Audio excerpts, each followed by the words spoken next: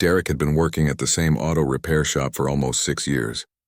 It wasn't a fancy place, just a small, dusty workshop on the edge of town, but it was where he found purpose every single day. The smell of oil, the sound of engines, the steady rhythm of tools, it all felt like home to him. He wasn't rich or famous, but he was proud of his work. He fixed cars the right way, even when no one was watching. That morning, the sky was gray and cold. A chilly wind swept through the open garage doors as Derek wiped his hands on an old rag. He'd been up since dawn working on a customer's pickup truck that needed a new transmission.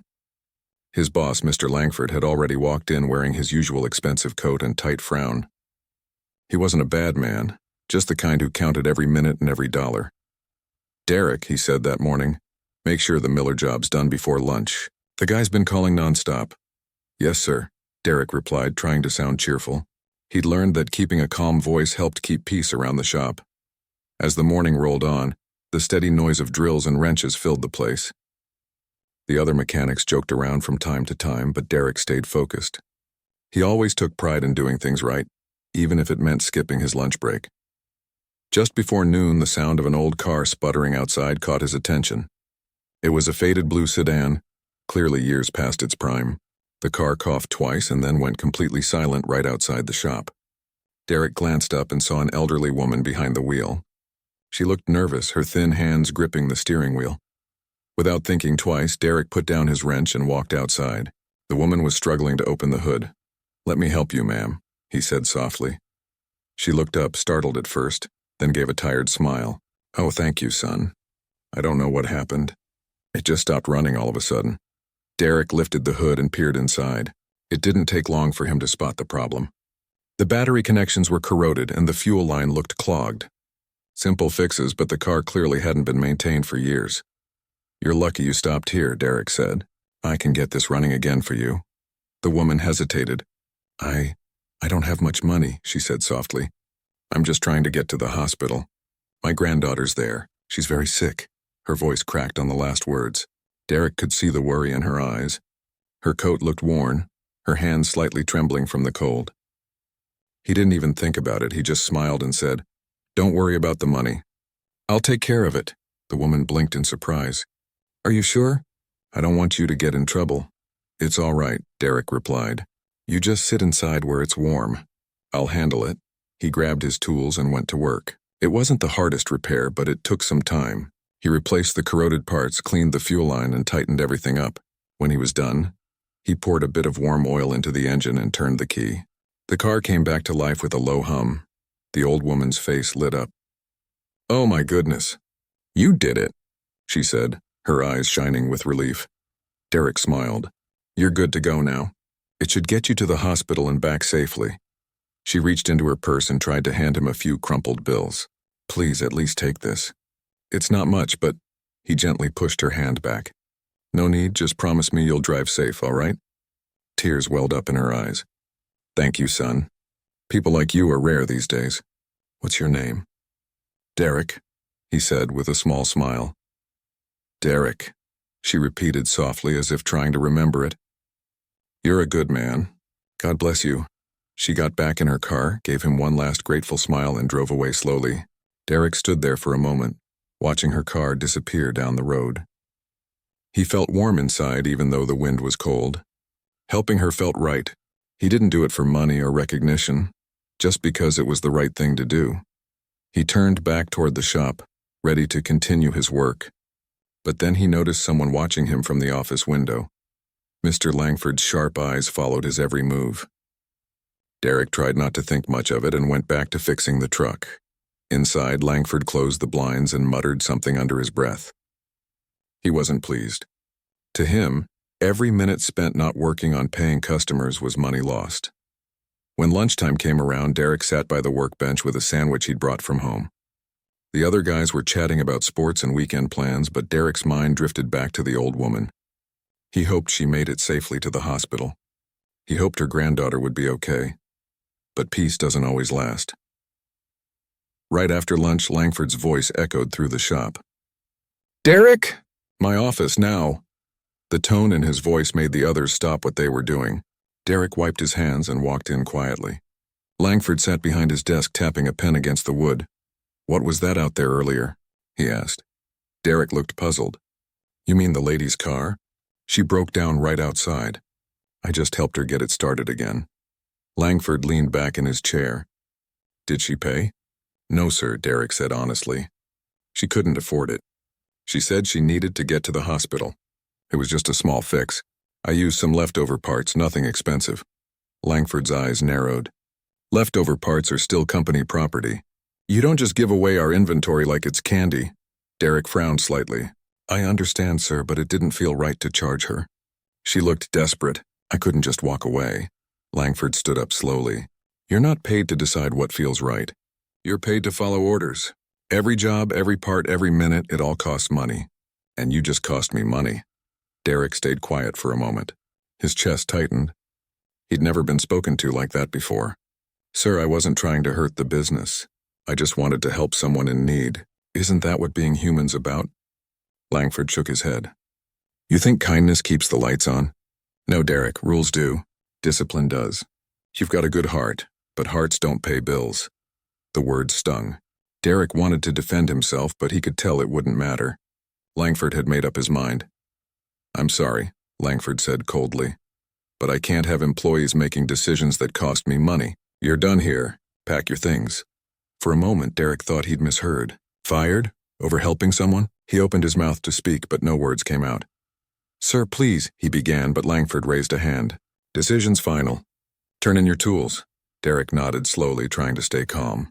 He walked out of the office with heavy steps. The other workers looked at him in disbelief. One of them, a younger mechanic named Leo, whispered, "You got fired? For helping that lady?" Derek just nodded. "Yeah, guess I did." He packed his small toolbox in silence. The shop felt colder now, emptier. The same place that had once felt like home now felt like a stranger's house. Before leaving, he took one last look around. He didn't hate Langford, not really. He just felt disappointed. As he walked out into the gray afternoon, the wind hit his face again.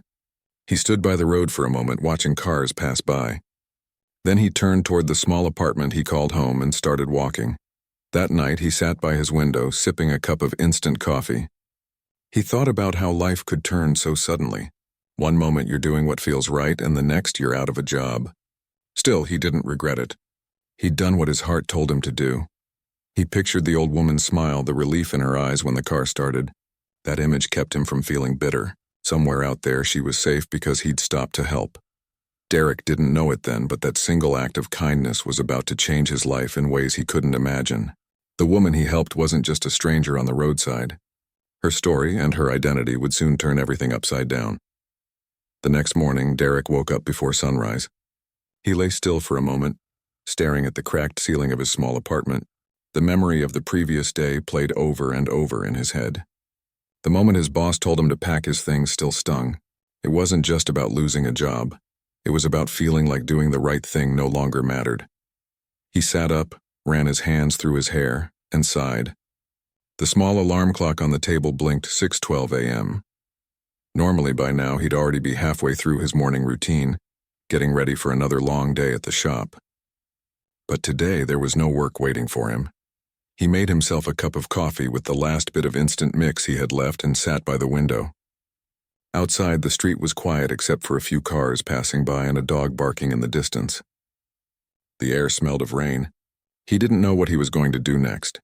He thought about calling his friend Leo, who still worked at the shop, but he didn't want to get anyone else in trouble. Langford wasn't the type of man who liked being questioned. Derek decided to take a walk instead, hoping some fresh air would clear his mind. As he walked through the small town, he noticed how familiar everything looked, but somehow felt different. The same diner he used to visit, the same gas station on the corner, the same sound of traffic. But now it all reminded him of what he had lost. He stopped at a park bench near the main road and sat down. A light drizzle began to fall, but he didn't move. He looked at his hands, grease-stained and rough from years of fixing cars, and wondered if all that hard work had really meant anything. Just then, his phone buzzed. It was a message from Leo. "Hey man, heard what happened. Everyone's mad about it." "You did?" She wasn't in her old car or wearing a worn coat. She looked different, Elegant, confident, and graceful. Mrs. Hayes, Derek said, completely surprised. She smiled warmly. You remember me? Of course, he said, stepping aside quickly. Please come in. She entered the small apartment, looking around with kind eyes. The place was simple. A small table, a couch, a few pictures on the wall. Derek was embarrassed by how modest it was, but she didn't seem to mind. I hope you don't mind me stopping by unannounced, she said softly. I wanted to see you personally. Not at all, Derek said. I'm just surprised. I didn't expect to see you again. She sat down on the couch and looked at him with gentle eyes.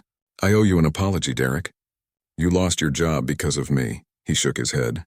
Please don't say that. You didn't do anything wrong. I made my choice. I knew what I was doing, she smiled faintly. Still, it doesn't feel right. You helped me when I needed it most, and it cost you your job. That doesn't sit well with me. He shrugged lightly. Honestly, it's okay. I'd do it again. Some things are worth more than a paycheck. Her eyes softened at his words. You really mean that, don't you? I do, he said simply. You were stranded, worried, and needed help. That's all I saw. I didn't think about money. There was a quiet moment between them. Then she reached into her handbag and pulled out a card. I don't think I ever told you who I really am, she said. My name is Margaret Hayes. I own Hayes Auto Group. Derek blinked in surprise. Wait, the Hayes Auto Group? The dealership company? She nodded. That's right. I built that company from scratch years ago. I came to Langford's shop that day because my car broke down on the way to the hospital. I was visiting my granddaughter. She's been very sick. Derek felt a wave of emotion hit him. I'm so sorry. I didn't know. She smiled faintly. You didn't need to know. That's what makes what you did so special. You helped a stranger, no questions asked. He looked down modestly. I just did what anyone should do. She shook her head. Not everyone would. That's why I came here. You see, when I found out you were fired, I went back to the shop to talk to your boss. I wanted to give him a chance to make things right. Derek frowned. You did? Yes, she said. But instead of listening, he tried to justify what he did. So I told him exactly what I thought. He didn't take it well. Derek let out a soft sigh. I'm not surprised. He's strict about everything. Margaret smiled gently. That's putting it lightly. Then she leaned forward and said, Derek, I don't like seeing good people go unnoticed. You have something rare, honesty, compassion, and skill. I could use someone like you in my company. He stared at her, not sure he heard her right. You're offering me a job? Not just a job, she said. A chance to lead one of my garages. I have a branch nearby that's been struggling. I need someone I can trust to turn it around. Someone who cares about people as much as about cars. Derek's mouth opened slightly in shock. Ma'am, I don't even know what to say. That's more than I could ever dream of.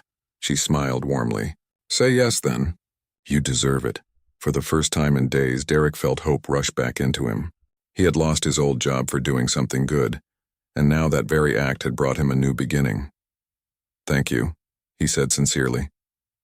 I don't know how to repay you. Just keep being who you are, she said softly. That's all the world needs, and more people who care. They talked for a while longer. Margaret asked about his experience, his ideas, and his goals. She was impressed by his humility and genuine passion for his work. Before leaving, she handed him an envelope. Consider this your official offer, she said with a kind smile. You can start next week if you're ready. When she left, Derek stood at the door for a long time, staring at the envelope in his hand. He felt like he was dreaming. Just a few days ago, he'd lost everything. Now a stranger he'd helped out of pure kindness had completely changed his life. That night, he couldn't sleep. His mind replayed everything that had happened. The old car breaking down, his decision to help, getting fired, and now this. It all felt unreal. The next morning, he woke up early again, but this time his heart felt lighter. He looked out the window at the rising sun and smiled. Maybe life wasn't about keeping rules or chasing profit. Maybe it was about doing what felt right, even when no one else understood. Across town, Margaret sat in her office, looking out her window with a soft smile. She was glad she'd followed her instincts. Something told her that helping Derek would be one of the best decisions she'd ever made. Little did they know, this was only the beginning. What started as a simple act of kindness on a cold morning was about to grow into something much bigger than either of them imagined. The next morning was quiet at the small-town auto shop. Everyone was working, but there was a strange air of tension. Word had already spread that the kind mechanic who helped the old lady had been fired. Some workers whispered about how unfair it was, while others tried to stay out of it, afraid of losing their own jobs. The boss, Mr. Langford, acted as if nothing happened. He walked around the workshop with his usual serious look, pretending everything was fine. Around noon, a black car slowly pulled up in front of the shop. It was sleek and polished, completely out of place in that small town. Two men in suits stepped out, and then from the back seat, the same elderly woman climbed out, the one whose car had broken down the day before. She wasn't wearing her old coat anymore. Instead, she looked graceful and confident, her calm smile showing she was used to being respected. Everyone at the shop stopped what they were doing. Langford came rushing out of his office, straightening his tie and wiping his hands nervously. "Good afternoon, ma'am," he said quickly, trying to sound polite. "How can we help you today?" The woman looked at him with kind but serious eyes. "I'm looking for the mechanic who fixed my car yesterday," she said softly.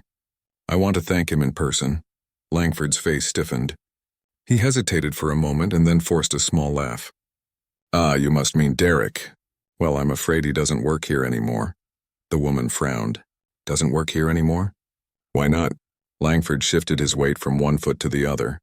"Well, you see, he broke company rules. He used our parts and time without charging you. We can't allow that kind of behavior, ma'am. This is a business." The woman's expression changed. Her eyes narrowed slightly, and the warm tone in her voice disappeared. "You fired him for helping someone in need?" Langford's smile faded. "It's not personal, ma'am. It's about company policy. If we start fixing cars for free, we'd be out of business in a week." The woman took a slow breath. Everyone in the workshop was silent, watching the exchange. One of the workers accidentally dropped a wrench, and the sound echoed across the room. "I see," the woman said calmly. "You care more about rules than kindness." Langford looked uncomfortable. "That's not fair," he said. "He didn't follow the system." She turned to him and asked, "Do you know my name?" He blinked, confused. "I'm sorry, I don't believe I do." She reached into her handbag and took out a simple card. She handed it to him without saying a word. Langford read it, and his face went pale. The name on the card was Margaret Hayes. Everyone in the workshop froze. They had heard that name before. Margaret Hayes wasn't just any woman. She was the owner of Hayes Automotive Group, one of the biggest car dealership and service chains in the state. Her company supplied parts to shops all over the country. Some even said she was a millionaire. Langford stammered, "Mrs. Hayes." "I didn't realize." She raised a hand, stopping him. "It's Miss Hayes," she corrected gently. "And I don't think it matters who I am. What matters is how you treat people when you think no one is watching." Langford swallowed hard. The color drained from his face. The workers tried not to look, but it was impossible not to listen. Miss Hayes stepped closer and said, "That young man you fired was the only person who treated me with real respect yesterday. He didn't know who I was. He didn't ask for anything in return. He just helped because it was the right thing to do." Langford tried to defend himself. "Miss Hayes, please understand. He took company property without permission. It's a serious matter. I have to run a business here." Miss Hayes nodded slowly. "Yes, you do. But a good business isn't built only on money. It's built on people. And you seem to have forgotten that." There was silence again. Langford looked down, clearly embarrassed. She turned to the other mechanics. "Does anyone have Derek's address?" she asked. No one spoke for a moment. They all looked at each other until one of the younger workers, nervous but brave enough, stepped forward. "I think I do, ma'am," he said quietly. "I can give it to you," she smiled kindly. "Thank you." As she was leaving, Langford followed her to the door, his voice shaking slightly. "Miss Hayes, please, this whole thing is a misunderstanding. I didn't mean any harm." She looked back at him and said calmly, "Maybe not, but firing someone for showing kindness says more about your character than your intentions." With that, she got into her car, and her driver closed the door behind her. The black car pulled away, leaving everyone speechless. After she left, the shop felt cold and quiet. Langford walked back inside without saying a word. He didn't yell, didn't argue, just disappeared into his office. The workers whispered among themselves, realizing that his actions might have just cost him more than he could imagine. That evening, Derek was sitting in his small apartment, looking at a few job listings on his phone. He had made himself a simple dinner, but barely touched it. The day had been long, and even though he tried to stay positive, the worry crept in. He didn't know how long he could go without income. A knock came at his door. He frowned, not expecting anyone. When he opened it, he was stunned. Standing there was Miss Hayes, dressed simply but with that same calm grace. "Miss Hayes?" he asked, surprised. "What are you doing here?" She smiled. "May I come in?" He quickly moved aside. "Of course, please." She stepped inside and looked around. His apartment was small but clean. A few old car magazines were stacked on the table, and the faint smell of oil and metal lingered in the air, the scent of someone who spent their life working hard with their hands. "I came to thank you properly," she said as she sat down. "Yesterday you didn't just fix my car. You showed me something rare, kindness without expecting anything back." He smiled shyly. "I just didn't want you to be stranded." "Anyone would have done the same," she shook her head. "No, not everyone would.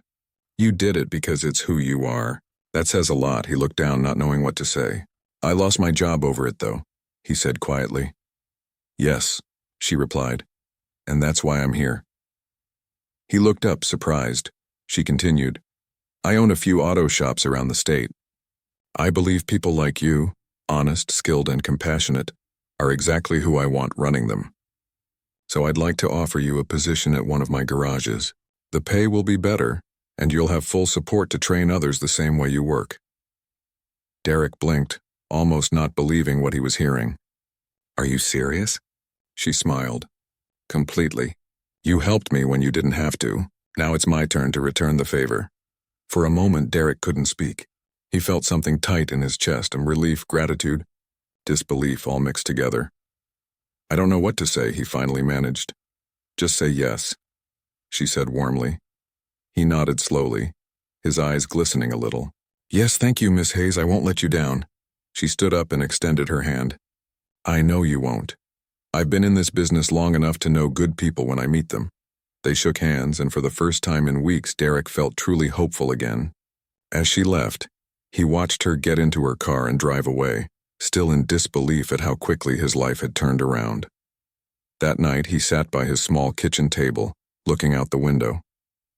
The town lights flickered in the distance, and he thought about how one simple act, fixing a stranger's car, had changed everything. He had no idea what was coming next, but for the first time, he felt like things were finally moving in the right direction. Several months had passed since Derek started working for Miss Hayes.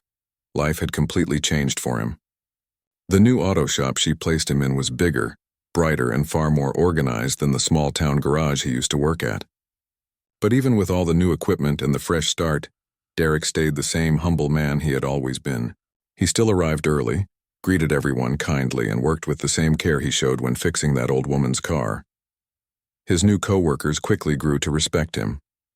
He wasn't like most managers they had met before. He never yelled or acted superior. If someone made a mistake, he guided them instead of scolding them. He worked beside them, not above them. That attitude made everyone want to do better. Customers started noticing, too. They said Derek had a way of making people feel at ease. Some even said they could tell he truly cared about helping, not just making money. Slowly, the shop's reputation spread across town. More people started coming in, not because of flashy advertisements, but because of word of mouth. One afternoon, Miss Hayes visited the shop. She didn't announce her arrival. She just walked in quietly, wearing a soft smile as she watched from the corner. Derek was helping an elderly man who had trouble with his pickup truck. Instead of just handing him a bill, Derek was explaining in simple words what went wrong and what parts he had replaced.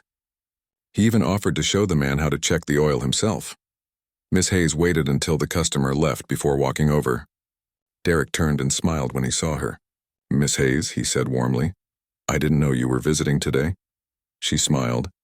"I wanted to see how things were going, but I think I already have my answer." Derek laughed softly. "It's been busy, but in a good way. The team's amazing," she nodded. "They're amazing because they have a good leader. You've turned this place around faster than I expected." Derek shook his head modestly. "It's not just me. Everyone's working hard. We help each other. That's what makes it work."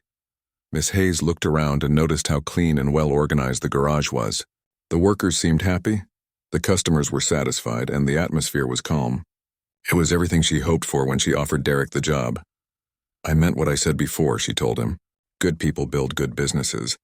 You've proved that again, he smiled. Thank you, Miss Hayes. I just try to treat others the way I'd want to be treated. For a moment, they stood in comfortable silence, both knowing how far things had come since the day they first met. Later that evening, after closing, Derek sat in his small office and thought about everything that had happened. It almost felt like a dream. He remembered the day he was fired, how hopeless he felt, how he questioned whether doing the right thing even mattered. And now he was managing a thriving auto shop owned by the very woman he once helped for free. He leaned back in his chair and smiled to himself. Sometimes life had a strange way of rewarding kindness, even when it seemed impossible at first. A few days later, Miss Hayes invited him to a business event in the city. It was a formal gathering with other shop owners and investors. Derek wasn't used to such events, but she insisted. I want you to see the bigger picture, she said. He agreed, though he felt nervous about it. On the night of the event, he wore his best suit, simple but neat. When he arrived, the room was filled with people in expensive clothes, laughing and talking over glasses of wine. Miss Hayes greeted him warmly and introduced him to a few people. This is Derek, she said proudly, one of the best mechanics I've ever met and one of the kindest.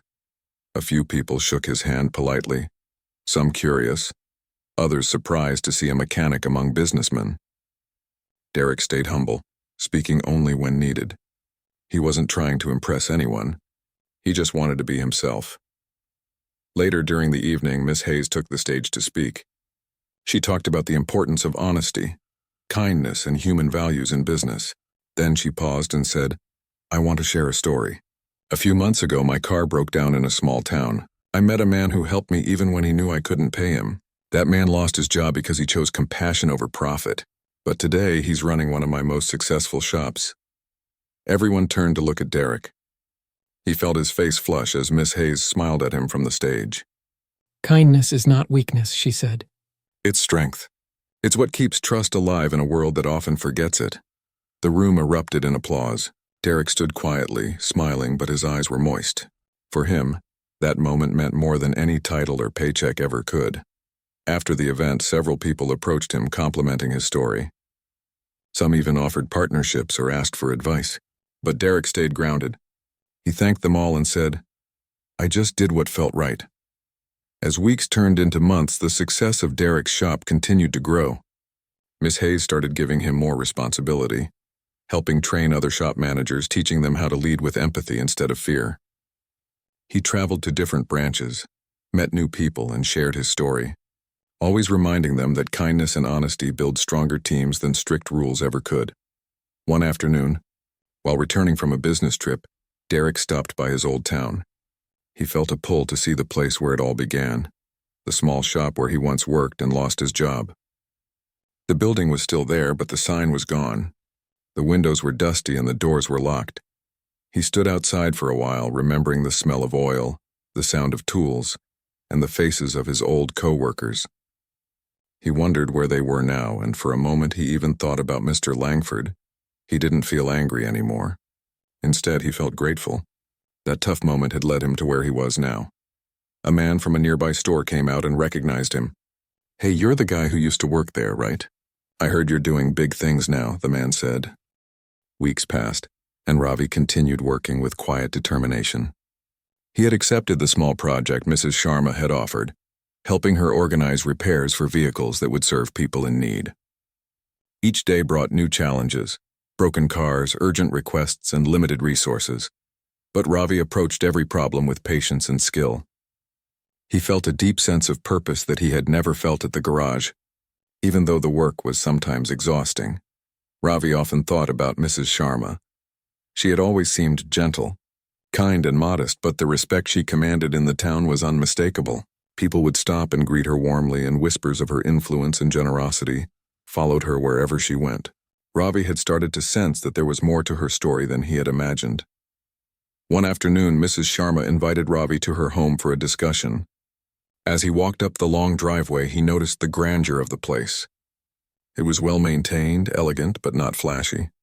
There was an air of dignity about the house, and it became clear to Ravi that Mrs. Sharma was a person of substantial means and influence.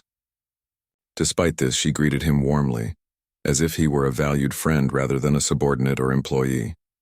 "Ravi, thank you for coming," she said, ushering him into a quiet study filled with books and photographs. "I wanted to speak with you about something important." Ravi nodded, feeling a mixture of curiosity and anticipation. "I'm happy to help in any way I can, ma'am." Mrs. Sharma smiled and continued. "You have been working diligently on the project, and I have watched your dedication closely. But there is something I should tell you about myself. You have always treated me as an ordinary person, a grandmother in need, and that shows your true character. But I am not just the woman you saw at the garage." Ravi felt a sudden tension. I don't understand, ma'am." She leaned back in her chair and spoke slowly, clearly weighing her words. "I am the head of a large organization that works on social development, education, and healthcare across the country. Most people know me by my work and my initiatives, but I prefer to move quietly among the public when I can. Yesterday, when you helped me with my car, you had no idea who I was. You acted with kindness, not for recognition or reward. That is why I wanted to meet you personally and offer you the opportunity you have now." Ravi's mouth went dry. He had been speaking and acting with honesty all along, and yet the gravity of the revelation stunned him. The woman he had helped, the frail grandmother who seemed so ordinary, was a person of immense influence and respect. He struggled to find words. I don't know what to say," he finally stammered. "I just did what I thought was right." Mrs. Sharma's eyes twinkled. "That is exactly why I need you, Ravi. People like you are rare, those who act with integrity, who see others' needs before their own gain. I want you to take on a larger role in my organization, to manage projects that help people and make a real difference in their lives." Ravi felt a rush of emotions: relief, pride, disbelief, and gratitude. He had been punished at the garage for helping her, and yet now, that same act had opened doors he had never imagined. "I would be honored, ma'am," he said quietly. "I promise to give my best in everything I do." Over the next few weeks, Ravi began transitioning into his new role. He was introduced to other team members, briefed on ongoing projects, and given the responsibility to oversee the repair and maintenance of a fleet of vehicles that served communities in need. Every task he took on reminded him of why he had chosen to act with kindness in the first place. Mrs. Sharma watched him closely, offering guidance, but never micromanaging. She trusted his judgment and respected his approach to work. Ravi found himself inspired by her vision, her humility, and her dedication to improving the lives of others. He realized that her influence was not just about wealth or power, but about the positive impact she had on countless people. Meanwhile, news of Ravi's new position spread quietly through the town. People who had seen his act of kindness at the garage began to talk about it again, this time in admiration rather than gossip. Some who had doubted his abilities or feared his independence were now amazed at how far his honesty and integrity had taken him. It was a subtle vindication, but one that warmed his heart. Ravi's life began to change in ways he had never anticipated. The work was demanding, and there were challenges that tested his patience and skills. But he approached each one with the same care and thoughtfulness that had defined his actions from the beginning. He felt a deep satisfaction in seeing vehicles repaired and ready to serve people who truly needed them. Every successful project was a reminder that his choices, guided by honesty and kindness, had real consequences. One day, Ravi received a message from his old garage. Mr. Kapoor had heard about his success and wanted to meet him. Ravi thought about it for a moment but decided not to dwell on the past. He had moved forward, and his focus was on the work he was doing now. When he finally met Kapoor, the older man's expression was a mixture of surprise, regret, and disbelief. "Ravi," Kapoor began, "I heard about what you're doing now. I never expected." "Well, I was wrong about you," Ravi nodded politely. "Thank you, sir. I've learned that doing the right thing often matters more than following rules blindly." Kapoor's eyes softened and he shook his head. "I see that now. I hope others learn from your example." With that meeting, Ravi felt a sense of closure. He had been judged unfairly, dismissed, and yet he had remained true to himself. The journey had been difficult, but it had led him to a place where he could make a difference on a much larger scale. As the weeks turned into months, Ravi continued to thrive in his role. He developed new systems to manage vehicle repairs more efficiently, trained other mechanics in ethical practices, and ensured that the organization's work reached those who needed it most. Every day he was reminded of the importance of compassion, integrity, and dedication. Mrs. Sharma continued to mentor him, but she also gave him freedom to make decisions, trusting his judgment completely. Ravi felt proud not only of the work he was doing, but of the trust and respect he had earned. He realized that the act of helping her car that day had been a turning point, one that shaped the rest of his life. Ravi's story became an inspiration, showing that integrity and kindness could lead to unexpected and remarkable opportunities. He never forgot the lessons learned from his early struggles, and he carried them with him in every decision, every repair, and every interaction with the people he helped. And while the world often tested him, he faced it with confidence, guided by the principles that had always defined him, and by the extraordinary woman whose quiet strength had changed his life forever.